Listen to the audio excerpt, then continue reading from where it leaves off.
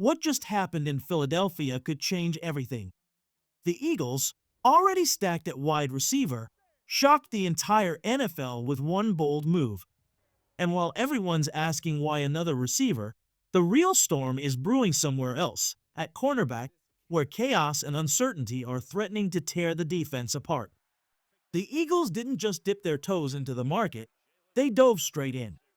Out of nowhere, Howie Roseman pulled off a move that left the league buzzing, trading for John Metchi. To outsiders, it looked strange. Philly already has one of the deepest receiver rooms in the league, so why add another weapon? Was it just a cheap gamble? Or the first piece of something far bigger? While the front office was making headlines, the players were grinding back at practice. Monday marked their first fully padded session after that ugly preseason loss to the Browns, and all eyes were locked on one position: cornerback. Because while fans were debating Metchie's fit on offense, Vic Fangio was dealing with a nightmare on defense. Nobody has claimed the CB2 job. It's been a revolving door, and instead of clarity, there's only more confusion. Fangio admitted it himself. Nobody has separated. Everyone has had flashes. Everyone has had mistakes. That's not the kind of answer fans want to hear when you're about to battle Dak Prescott, CeeDee Lamb, and the Cowboys in just a few weeks.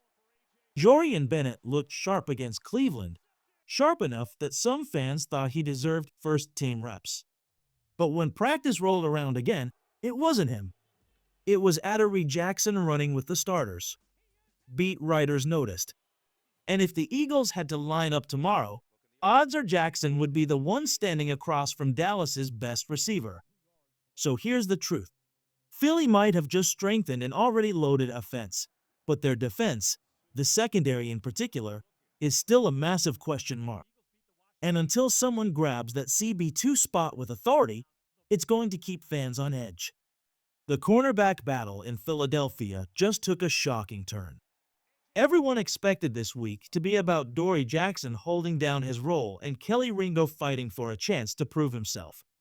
But when the Eagles rotated their corners at practice, it wasn't Ringo who stepped up. It wasn't even Jacorian Bennett. The second man on the field was Metchie Williams, and suddenly, he's right in the middle of this race. That decision says a lot.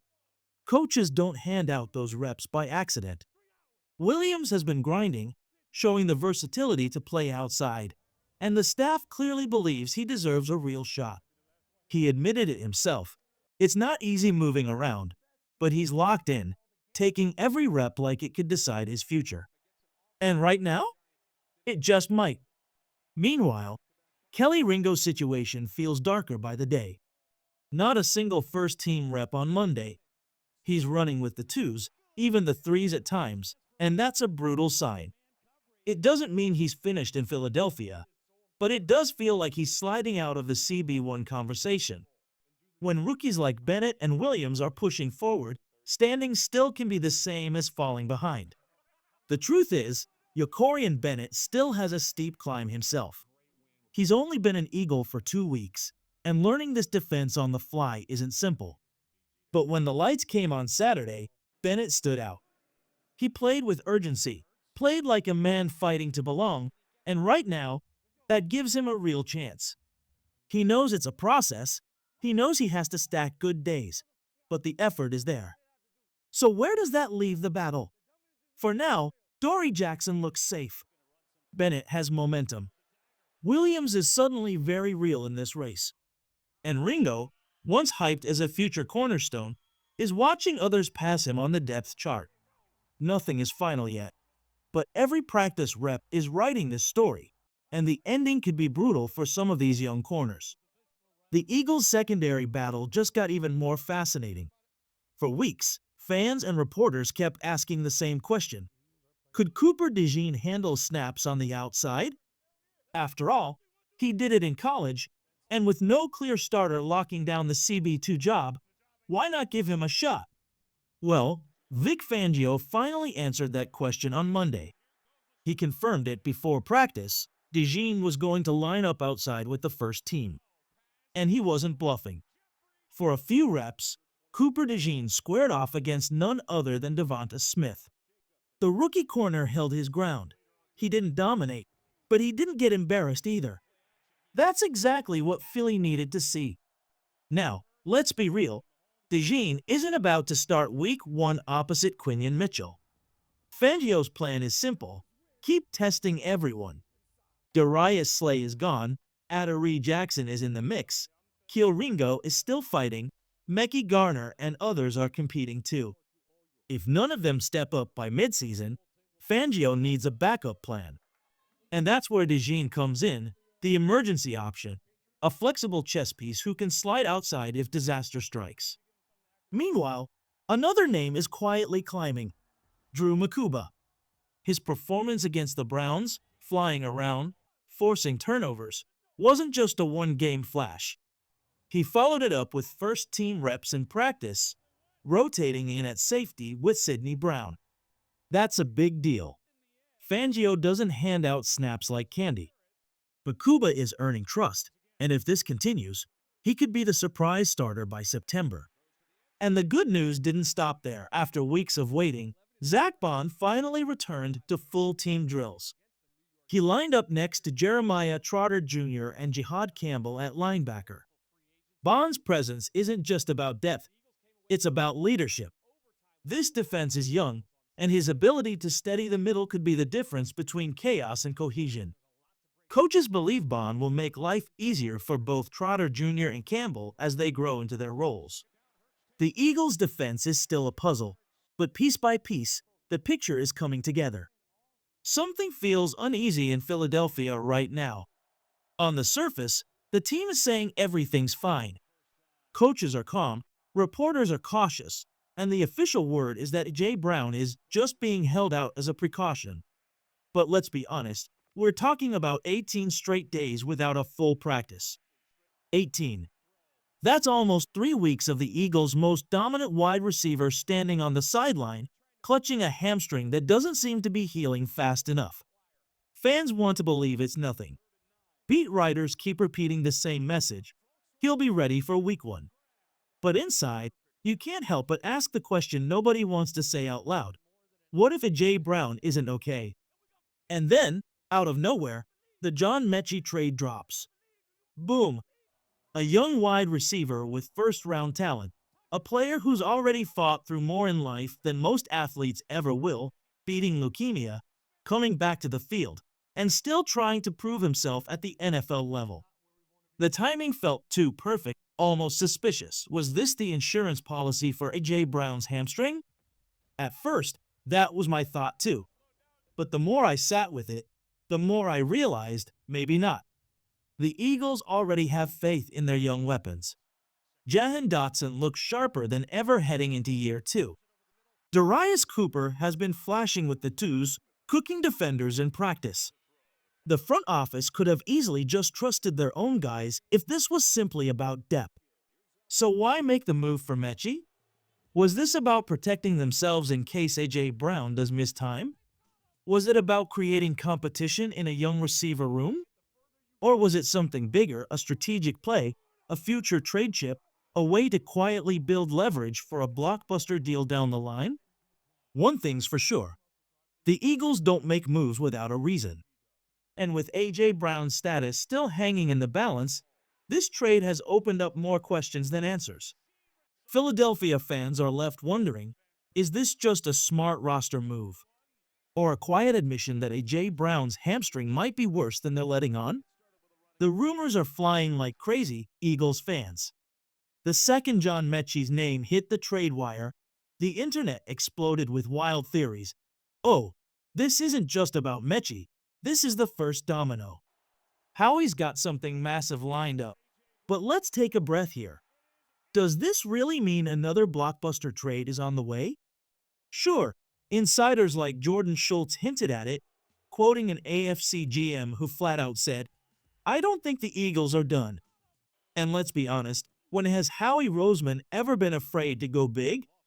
He's always hunting, always looking for ways to get this roster over the top.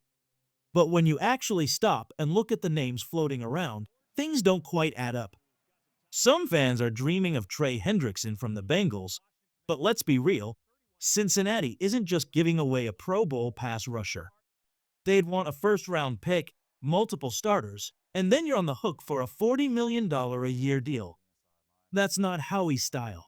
He's aggressive, but he's not reckless. What about Jahan Dotson as the centerpiece of a bigger package? Maybe. But if you're thinking that somehow leads to Hendrickson or another superstar, it doesn't make sense with the money and the fit. Now here's where things get interesting, corners. If there's one spot this Eagles team still has question marks, it's at cornerback. So yeah, names like Denzel Ward and Tarek Woolen are going to pop up. Ward would be a dream, a lockdown top 5 corner, still only 28, and on a team-friendly deal through 2027. But come on, do the Browns really want to give him up? Highly doubtful. Woolen? Maybe a little more realistic since he's on the final year of his rookie deal. But then again, if the Eagles wanted him that bad, why didn't they just make that move weeks ago instead of going after Yokorian Bennett? So what does this all mean? Honestly, it might mean nothing. The simplest answer might just be the real one. Philadelphia has loved John Metchi since his Alabama days. He's best friends with Devonta Smith. The Texans had depth at wide receiver and needed help at tight end after an injury. The pieces just lined up. Sometimes it's not a conspiracy. Sometimes it's not a setup for the next blockbuster. Sometimes it's just about adding a talented guy you already wanted, and maybe unlocking chemistry in that receiver room we haven't even seen yet. So unless Howie's hiding one of his signature, shocking, out-of-nowhere deals, this might simply be about John Metchi and nothing more. But here's the real question for Eagles fans. Do you think this is it? Or is this just the calm before another Roseman storm? Sometimes the best moves in football aren't the flashy ones. They're the quiet, low-risk swings that could one day turn into game changers. That's exactly what Philadelphia just did by taking a chance on John Metchi. He's not a superstar yet, far from it, but the Eagles know what he was in college, they know the talent is there, and they're betting on potential. For a team with championship ambitions, this is the kind of move that could pay off in a big way down the road. Houston, on the other hand, was ready to let him go. Why? Because they've fallen in love with their young receiver Jaden Higgins, who local reporters are already calling Nico Collins 2.0. With Higgins stepping up, the Texans saw Metchie as expendable, and Philadelphia was more than happy to swoop in and say, "We'll take him for almost nothing." Now it's up to the Eagles to figure out what they've really got. Does Metchie carve out a role, or does he become one of those what could have been players? Either way, Philly made the smart call, take the shot, see what happens, and keep loading up weapons around Jalen Hurts. Speaking of Hurts, remember how people panicked last week when he had a couple of rough practices against Cleveland? 2 bad days, and suddenly critics were shouting that something was wrong. But Monday told a different story. Hurts came back sharp, decisive, and efficient. 2 touchdown throws. Strong timing with Jahan Dotson and Dallas Goedert. Even his connection with depth tight end Kylan Granson looked smooth.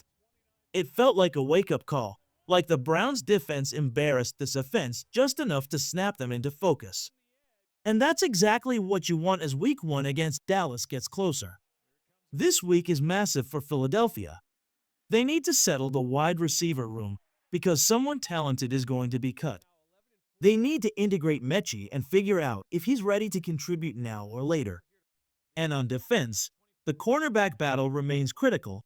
Does Yokorian Bennett start getting first-team snaps, or is Adoree Jackson locked in as the guy? Every rep matters. Every practice matters.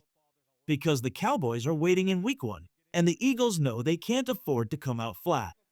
This isn't just a normal week of camp anymore. This is the turning point that decides how ready this team will be when the lights come on.